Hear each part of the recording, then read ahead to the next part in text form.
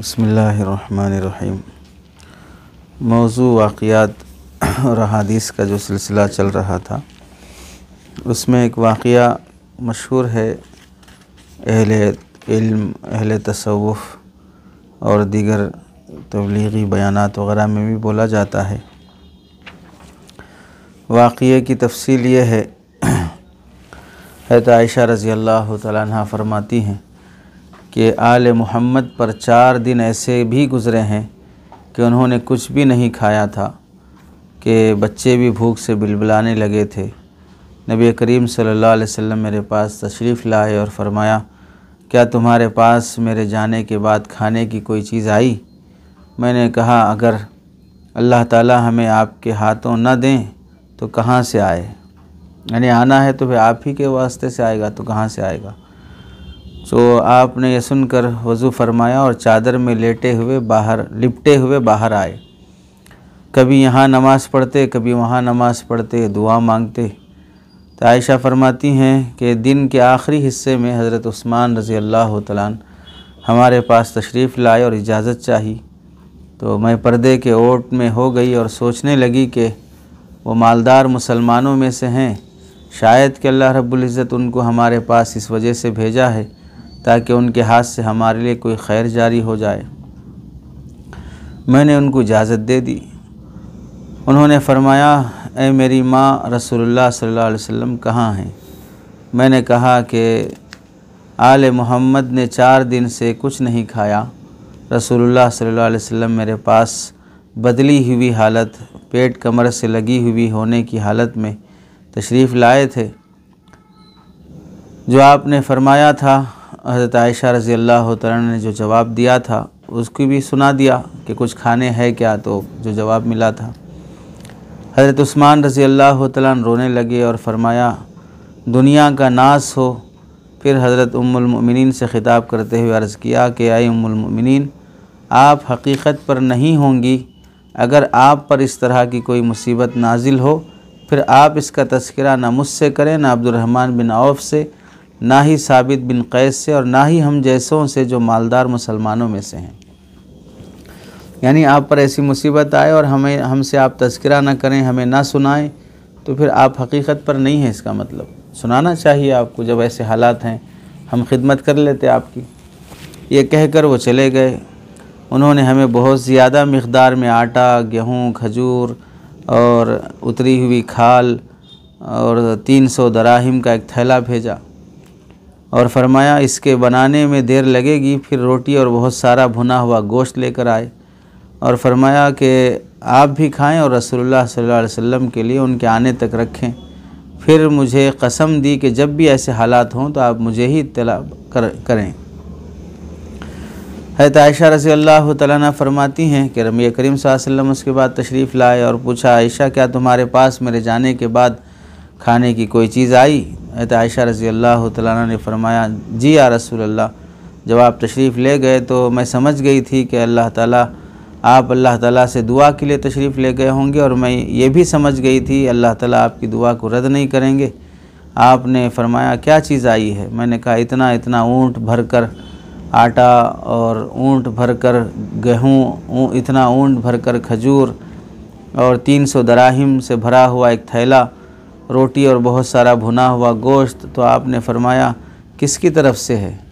मैंने कहा, उस्मान बिन अफ़्फ़ान की तरफ से। वो आए थे और मैंने उनको हालात बताए तो वो रोने लगे और उन्होंने दुनिया को इंतहाई बुग़्ज़ के साथ ज़िक्र किया और मुझे कसम दी कि जब भी ऐसे हालात हों तो आप मुझे बताएं। हज़रत आयशा रज़ी अल्लाह तआला अन्हा फरमाती हैं, नबी करीम सल्लल्लाहु अलैहि वसल्लम बैठे भी नहीं कि मस्जिद तशरीफ़ ले गए। ये सुनते ही फ़ौरन मस्जिद चले गए। मस्जिद मतलब बाजू ही था, है ना घर। और दोनों हाथ उठाए और फ़रमाया, या अल्लाह मैं उस्मान से राज़ी हूँ, तू भी इससे राज़ी हो जा। 3 मरतबा दुआ फरमाई। उस्मान रज़ी अल्लाह तआला ने इस फ़जीलत के हुसूल में मुतफ़र्रिद हैं, कोई भी इस फ़जीलत में उनका शरीक नहीं है। ये पूरा वाक़िया है जो किताबों में लिखा हुआ है। जैसे किताबें हैं अल-मुख़ल्लसियात, अबू ताहिर मुख़ल्लिस मोहम्मद बिन अब्दुर्रहमान बग़दादी की, और अबू नुआइम अस्बहानी रहमतुल्लाह अलैह की फ़ज़ाइलुल खुलफ़ाइल अर्बा, हाफिज़ इब्न असाकिर की तारीख़ दमिश्क़, और अल्लामा इब्न क़ुदामा मक़दिसी के अर्रिक़्क़त वल बुका, इन सब में वाक़या मौजूद है।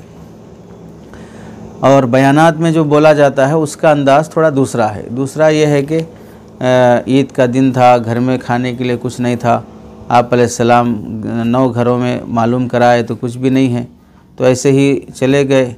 बाज़ अज़वाज मुतहरात ने ज़िक्र किया, रसूलल्लाह ईद के दिन भी हमारे घर में खाना नहीं है, कुछ इंतज़ाम नहीं है, तो हमें इसका कोई गम नहीं है, लेकिन ईद के दिन महल्ले की बेवा औरतें आती हैं, यतीम बच्चे आते हैं, तो उनके लिए कुछ ना कुछ देना पड़ेगा, तो वो भी हमारे पास नहीं है। तो आप अलैहिस्सलाम ने अर्ज़ किया, फरमाया कि अल्लाह कुछ इंतज़ाम करेगा।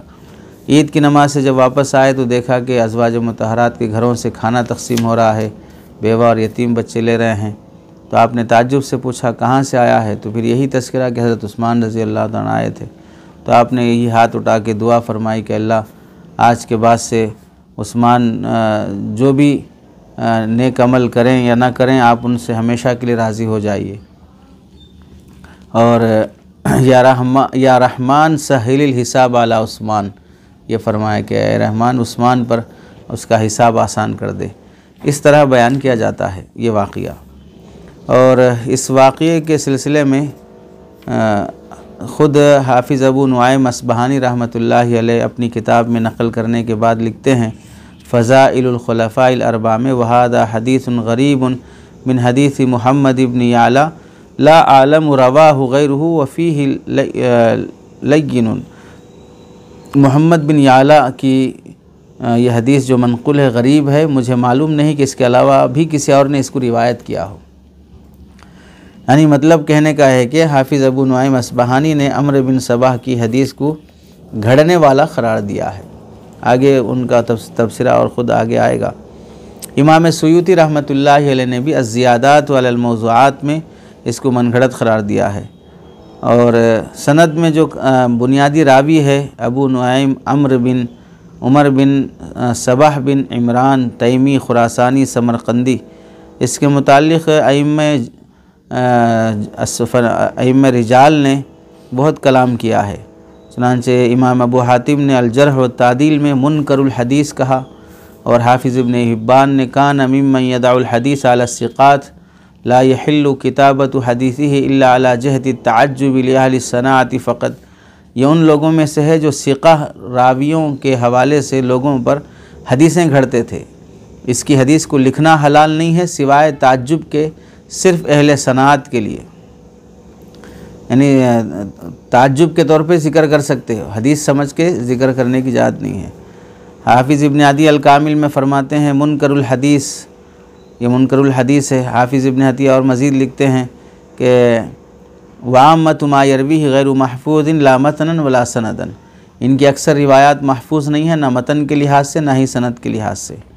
और अबू नुआइम अस्बहानी जिनका भी तज़किरा आया, ये लिखते हैं कि अम्र बिन सबाह अन क़तादा व मक़ातिल अल-मौज़ूआत, उमर बिन सबाह क़तादा और मुक़ातिल के इंतसाब से मनगढ़ंत अहादीस नक़ल करता है। और इमाम हाकिम अबू अब्दुल्ला हाकिम नेशापुरी ने भी इसको मौजू करार दिया है, यानी इसकी हदीसों को। हाफिज़ दार क़ुतनी ने मतरूक कहा, हाफिज़ अज़दी ने कज़्ज़ाब कहा, और हाफिज़ ज़हाबी ने लैसा बिसिक़्क़तिन वला मामूनिन कहा। और एक जगह हाफिज़ ज़हाबी ने लिखा हालिकुन आतरिफ़ु बिवज़इल हदीस, हालिक है हलाक करने वाला, बर्बाद करने वाला। इसने हदीस घड़ने का एतराफ़ किया भी है ख़ुद से कि मैं हदीसें घड़ता हूँ। और हाफिज़ इब्न हजर अस्क़लानी तक़रीबुत तहज़ीब में लिखते हैं मतरूकुन कज़्ज़बहु इब्न राहवई, ये मतरूक है, इब्न राहवई ने इसको झूठा करार दिया है। सनद में और दूसरा रावी भी मौजूद है, तीसरी सनद से भी मरवी है। जितने भी रुवात हैं सब पर कलाम किया है अइम्मा रिजाल ने। ख़ुलासा इसका यह हुआ, इस वाक़ये को नक़ल करने के सिलसिले में हाफिज़ अबू नुआइम अस्बहानी ने इस हदीस के ज़ौफ़ शदीद की जानिब इशारा किया। उन्होंने तख़रीज रिवायत के बाद सनद में मौजूद रावी उमर बिन सबाह के ज़ौफ़ की तरफ इशारा किया, और इसी तरह उमर बिन सबाह को हाफिज़ अबू नुआइम अस्बहानी ने हदीस घड़ने वाला करार दिया। इसके साथ साथ इस रिवायत के इस उमर बिन सबाह को हाफिज़ इब्न हिब्बान, हाफिज़ अज़दी, हाफिज़ इसहाक़ इब्न राहवय, हाफिज़ ज़हाबी ने हदीस घड़ने वाला करार दिया। मुतअद्दिद अइम्मा की तसरीहात के मुताबिक ये बज़ात ख़ुद इक़रार करता है कि हदीसें घड़ता है। इमाम सुयूती ने इस हदीस को मनगढ़ंत करार दिया है और अल्लामा इब्न इराक़ ने उस पर एतमाद किया है। तो इस वजह से आप अलैहिस्सलाम की तरफ इस वाक़े को बयान करके इंतसाब करके बयान करना दुरुस्त नहीं है, एहतियात करना चाहिए।